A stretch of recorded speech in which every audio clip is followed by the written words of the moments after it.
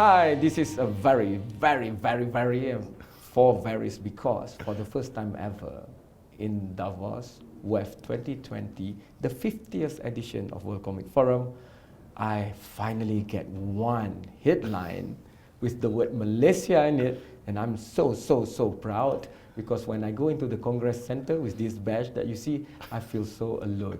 There's very minimal Malaysian presence compared to a few years ago, but it's the weight that counts, and we are punching way above our belt here because WEF has put out a headline acknowledging that for the first time ever, and we are already a partner of WEF, of the World Economic Forum, to make sure that the drone technology of the world are moving as fast as it could, as best as it could, and Malaysia is in the driving seat too. Don't take my word for it. What do I know about drone? I've never flown one except crashing it into a tree. I want to take this out. Serial robotics entrepreneur. That's the most important part.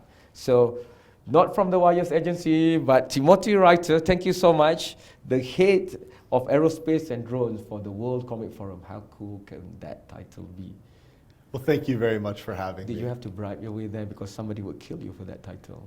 That's so cool. No, I also like to be known as the drone lord at the World Economic Forum, but my official title is head of aerospace. Now you're going to have a new one in Malaysia, the drone tiger lord, because we are the home of tigers. I would love that. I will definitely tell all my children that I am the drone tiger The lord. reason we're trying to be so chatty because it's so cold today. Timothy will now justify to us why is it that Malaysia was so deserving of finally a headline at WEF 20, especially on the high technology area like drone. Right, so we're really excited to be working with the Malaysia Digital Economy Corporation on this effort. And we decided we wanted to work with Malaysia because really the leadership of the country has made a commitment to putting Malaysia at the center of this revolution. The Prime Minister chaired the discussion about the Digital Testbed Initiative with a focus on drone tech. And what we've seen is that it really takes a leadership level commitment to transforming the policies to take advantage of the fourth industrial revolution. We saw that in Rwanda, which became the first country in the world to have national scale drone delivery. And we saw some similar signs in the Malaysian context that they were also willing to make that commitment to be leaders with a focus on this technology. You know, a lot of skeptics would say, San Francisco, Silicon Valley, okay, that's drone.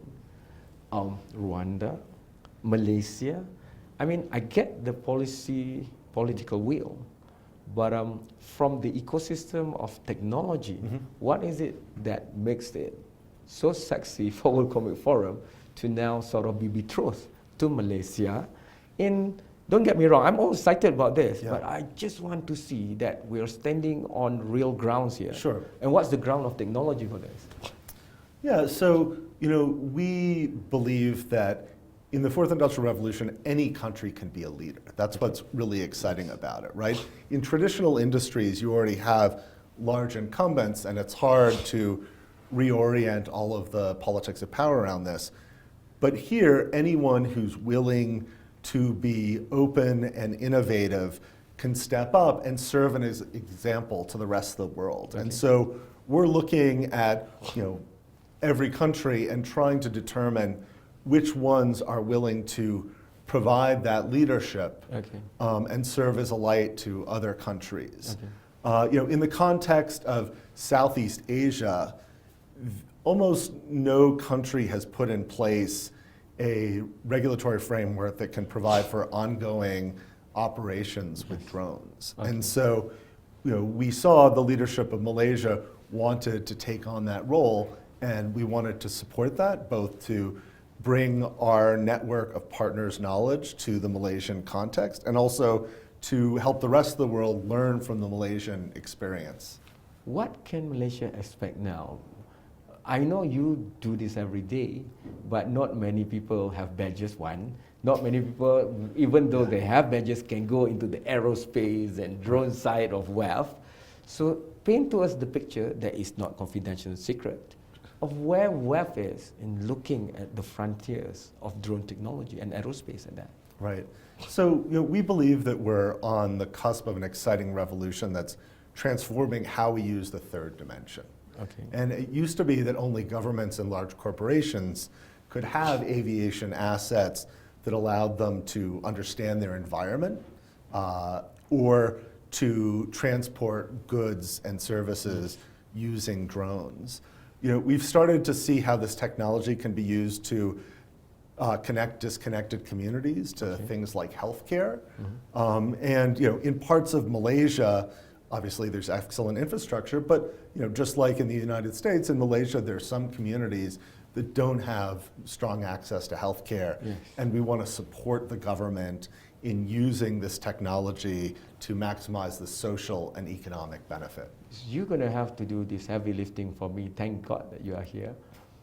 I was thinking, how do I bring to the grassroots level, the layman, the theme of this year's World Economic Forum? I mean, exhaustively, like stakeholder capitalism. Then you have the word cohesive and sustainable in it, Right. which is challenged because everybody who works with a corporation knows that bottom line is all about. Right. But at the World Economic Forum, which knows better, that's why the world is burning, because we've been pillaging resources of Mother Nature, but not really respecting the dynamics of nature. Right. And it goes the same thing for inequality of the world, where the 1% is allowed to use resources both from society and from nature, and they're making billions and trillions, but not giving back. Right. So, but how could a drone, or drones and its tech, bring stakeholder capitalism right in front of our eyes? Well, I love that question. And I think, as I was saying earlier, this is a technology that can really touch the lives of the most disenfranchised people. One of the things that has been fueling this distrust of leadership, both distrust of politicians and distrust of corporations, is a geographic divide, where it feels to many like only people in the large cities count, and everyone in the remoter areas are being left behind. And drones can help diminish that distance by transporting life-saving goods and economic opportunity over long distances to the communities that don't yet have access to good infrastructure. As with any technology, somebody has to make the choice to use it in that way, but I have faith that the leaders of Malaysia will be looking at those opportunities for how this technology can benefit those who are not currently empowered.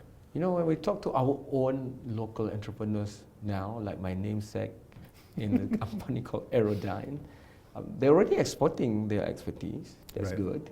But even without Silicon Valley, we've made some strides. What now can we look forward to with this full mind of WEF with us? Sure. So, I love that Aerodyne is actually a story of a Malaysian company that they bought an American company, Yes. right? Because they achieved that scale. But I think what's important actually is that for the smaller startups in Malaysia, they will be able to achieve scale within the Malaysian context, right? And that will make it easier for them to go global. Because one of the things that we've seen in the drone market is actually a lot of companies had to search the entire world for where they were going to be able to get opportunity. So Zipline, one of the most famous drone companies, had to go to Rwanda. Google had to go to Australia. And I can name a whole bunch of other companies that were recently located. But now a drone startup in Malaysia can both, will be able to have an impact within its own borders and also, grow in Malaysia before looking at the world market and, prove what it's capable of.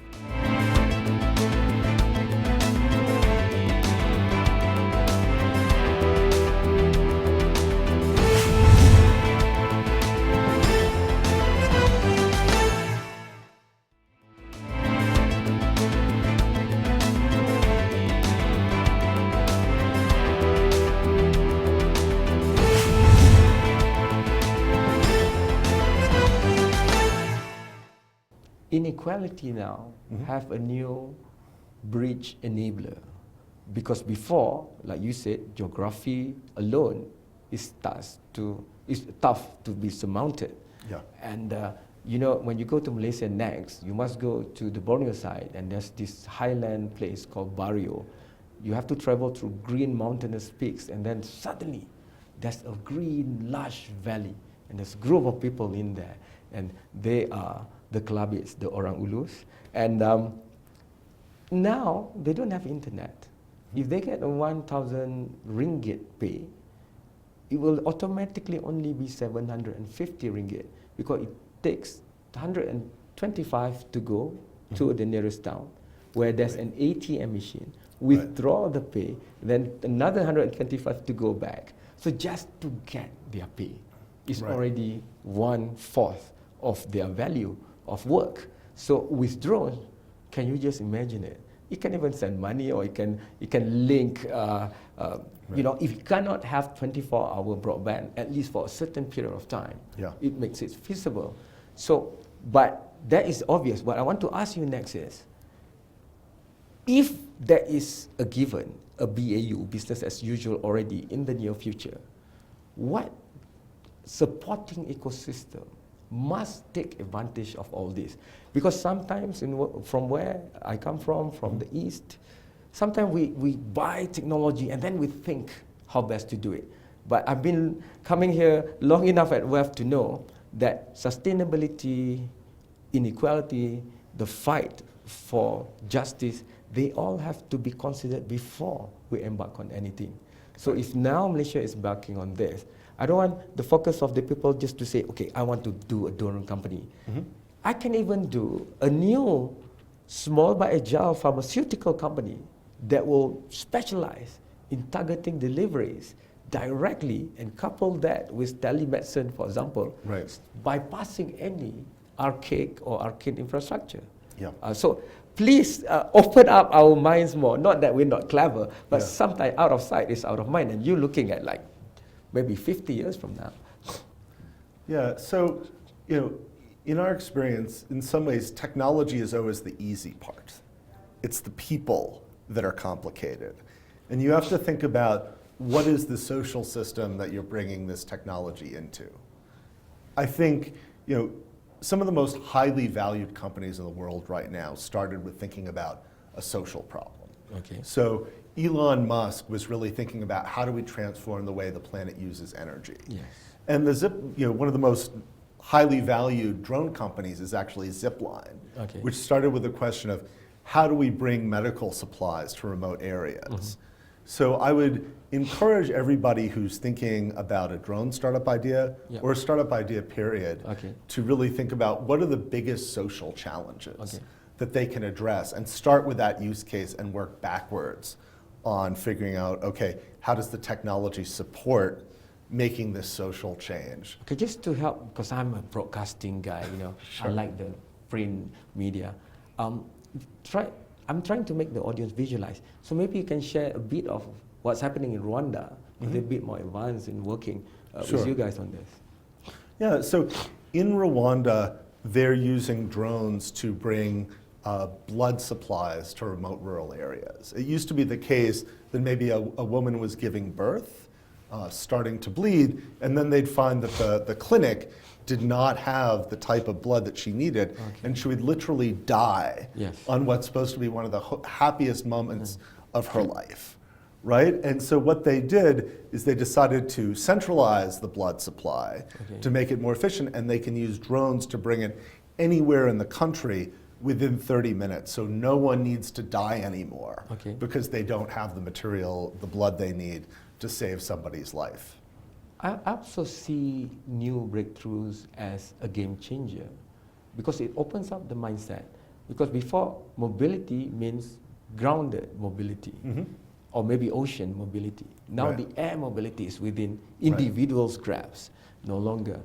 But because the drone tech that has reached Malaysia is more from the consumer experience of anyone flying their drones. And of course, there's that small, little, tiny camera on board. So people are going crazy, just like Instagram moments or whatever. And the issue of safety was introduced through that part of the Right. utilization of drone. Don't fly drones near airports. Don't encroach into private areas or private security areas or government security areas.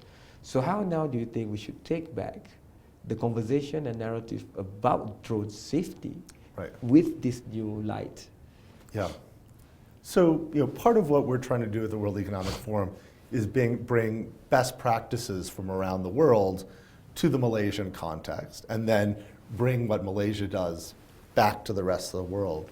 Some of the things that we've seen that help with the safety piece is something called remote ID. So you need to know who owns that drone, so you can hold them accountable if they do something irresponsible. There's also a need for something called unmanned traffic management, where central authorities can see where the drones are, and if people are violating the rules, and there do need to be rules about where you can and can't fly, then again, you can hold them accountable. But safety really does have to come first. And it's the responsibility of the Civil Aviation Authority to put in place rules that both unleash the potential of the technology while preserving public safety.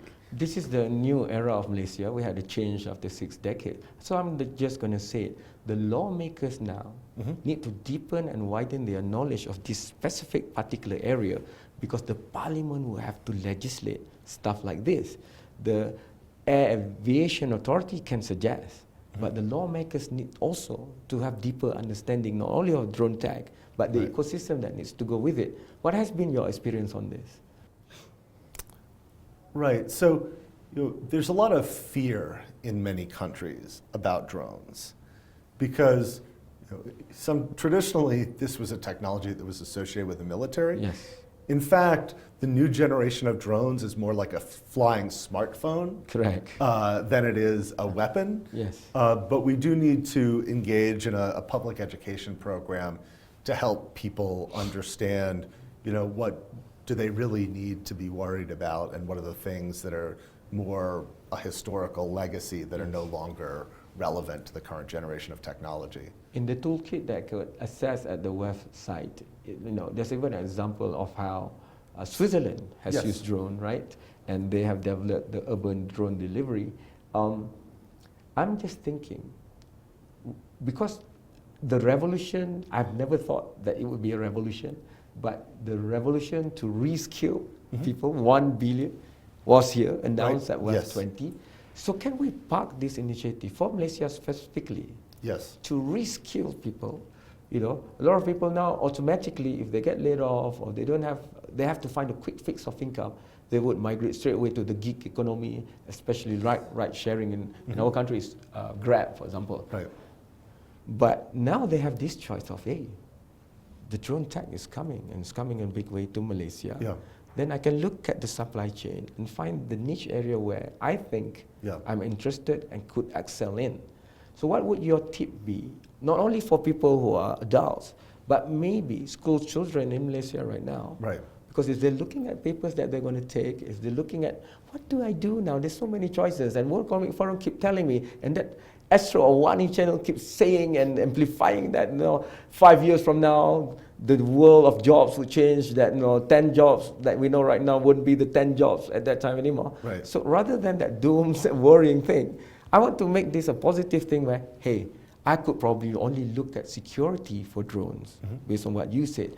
And then maybe we don't have to use the airport control towers. There'll be mini mobile control towers that goes around with this. So to accelerate innovation, thinking, have you seen this happening in other ecosystems that are more mature in developing this? One. And secondly, what's your own hope? You are a serial robotics guy. So of course, if robotics goes together with drone technology in Malaysia, that's even better. So, I come at this originally from robotics, and drones are just flying robots. My recommendation for those who are thinking about how can they use this in an entrepreneurial way is really actually to think about the services business. So, something that's exciting is you can, with a drone, start your own business taking, photos for events or creating maps of agricultural areas. So it's really, up to the entrepreneur to figure out, okay, how can I help my customers? But again, this is a really empowering technology. You don't need to have a huge company to generate income. Correct. You just need one drone Yes. and to go out and explore what is the market that you can serve with that. It's fated that we have both the experience of being in Jakarta. On my third last visit to Jakarta, which was about 2 years ago, I met an NGO guy, and you were there in Jakarta in '97. He was one of the student leaders that was chased by the ABRI, Angkatan Bersenjata Republik Indonesia, for demonstrating on the streets and going to their DPR. So he had to seek political refuge in the Nordic countries in Germany. But from what he studied, then he migrated to learn about drones. He built his own drone through learning from YouTube, and he flew it over the Borneo side of Indonesia, and he mapped the forest. And he showed me, these are the 10 companies that I found. They were saying that they're only operating this side. The government agency said they were also operating only on that side. But my drone pictures says otherwise. So I want to open that door, because sometimes people think this is industry, government, big corporations. But actually, even an NGO could really be a game changer using this technology. So this is a story I've seen around the world, from South America to Turkey, where drones empower individuals and disenfranchised organizations and communities to tell their own story and really catch the large organizations potentially lying about this. Yes. So we've seen lots of indigenous communities use drones to show how their environment is being transformed and really push back on the narrative of the powerful in government and in business to show the world the truth about what's happening to their environment. And that's one of my favorite use cases, is how this can empower the disempowered. It is stakeholder capitalism, but it's still capitalism. So I have to talk about the money a bit. Sure. So what's the industry worth like for drones? I have no idea. I've Googled some, but I want to hear it from you, because you're the World Economic Forum. That must be correct, that data. Sure. So there's a few different ways to think about this. In terms of manufacturing drones, it's a business that's probably about $6 billion right now. But if you think about all the industries that are touched by drones, around agriculture, mining, oil and gas, then we see an economic impact in the mid tens of billions now. Okay. So being the serial robotics guy, the head of drone and aerospace for WAF, how do you think it's crucial also to have that A in the STEM going for drones and aerospace? Yeah, so drones really naturally lend themselves to art. And the way that I got initially involved is actually wanting to see the world from the sky and show people that view. And I actually started by getting a giant weather balloon and attaching my camera phone to it and putting it up in the air. So drones provide a tool to really tell stories from a different perspective. And that's why I think there's a need for the A, to transform from STEM to STEAM, because when you give people tools to see the world in a whole new way, that really opens up opportunities both for personal transformation, social transformation, and business transformation. And some of the world's most successful companies, like Apple, are the ones that have been able to take that art perspective along with the technology perspective and combine it into something new. It's a user experience, right? Exactly. Okay. There's a Straits of Malacca in between Malaysia and Indonesia. Imagine at the shortest line, it might be just over 40 kilometers away. Imagine if a drone can travel daily across, and people to people will even get better. I'm not saying we're still debating whether it can carry people, but at least the distance is no longer an issue. Imagine the impact on commerce, knowledge sharing, and all that. Right. Would you see that happening? That now it seems like it's very much within the country's border and domain. Right. But a supranational movement of drone and aerospace, That's like the ultimate.